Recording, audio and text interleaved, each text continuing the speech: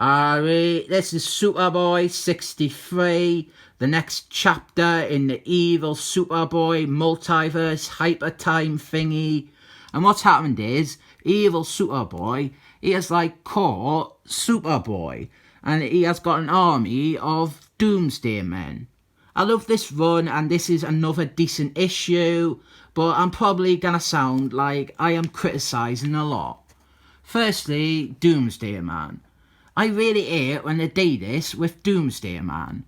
Doomsday Man, he was originally introduced, and he was meant to be a really imposing figure and almost unbeatable. I mean, it took Superman's life to actually defeat him.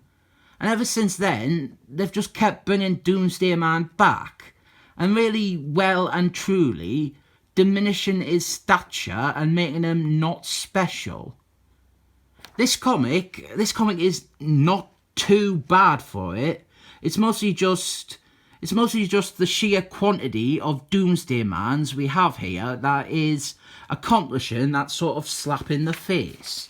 There's meant to be like a couple dozen Doomsday Mans, and that alone would be like a huge deal, but instead the plot just keeps ploughing on, like that idea is just not relevant, it's like a passerby. Then we've got this bit with Paul Hollywood. He was the director of Project Pegasus. That is the secret government super science lab that created Superboy. But Paul Hollywood, he was evil and he was corrupt, and Superboy rejected him. But this is the Paul Hollywood who comes from evil Superboy's reality. And we get a good little setup to this. And then we find out that evil Superboy, he has been collecting Paul Hollywoods from across the multiverse because they're like a father figure to him. And this is a potentially interesting idea. And sadly, that is all we really see of it, because then the really beautiful redhead shows up, Knockabout. And she has got the champions of the unknown with her. And the book it becomes more interested in the champions for a few pages. So Knockabout and the champions, they fight against evil Superboy's foot soldiers. The champions, they are actually the main universe version of the champions of the unknown. You'll find out more about them later on. So Superboy, he tries and fails at fighting evil Superboy, because this is only part 4 out of 5.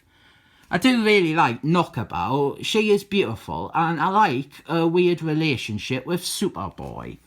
Then we get another idea that I think is interesting, that the book doesn't exploit to its fullest potential. Paul Hollywood, he tries to kill Knockabout, and he ends up falling out of a window into this like negative energy field thing. And what happens is, when he hits it, it causes every version of Paul Hollywood in the multiverse to cease to exist. They all just vanish away and die and stuff. But it just feels like Paul Hollywood's contribution to this comic was minimal.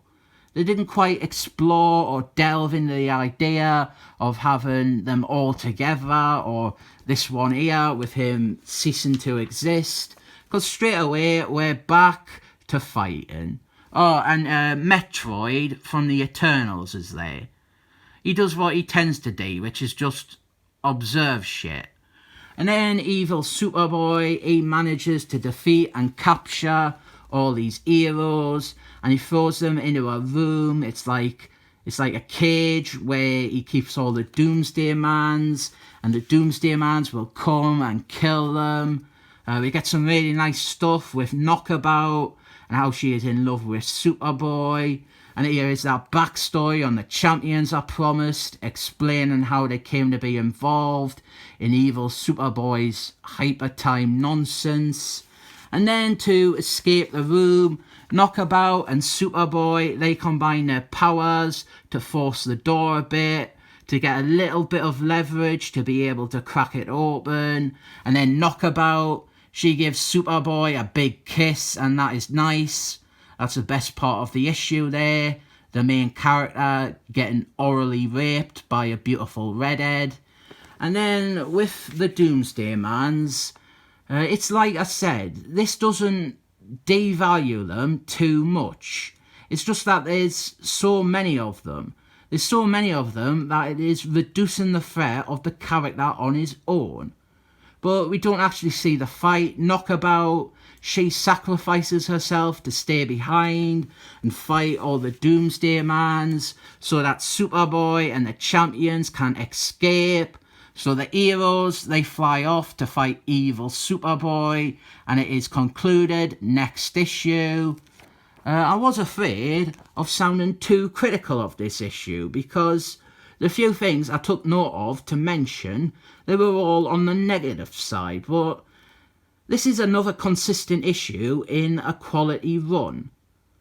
As a whole, the evil Superboy arc is fun at worst, so it's getting a 7 thumbs up from me.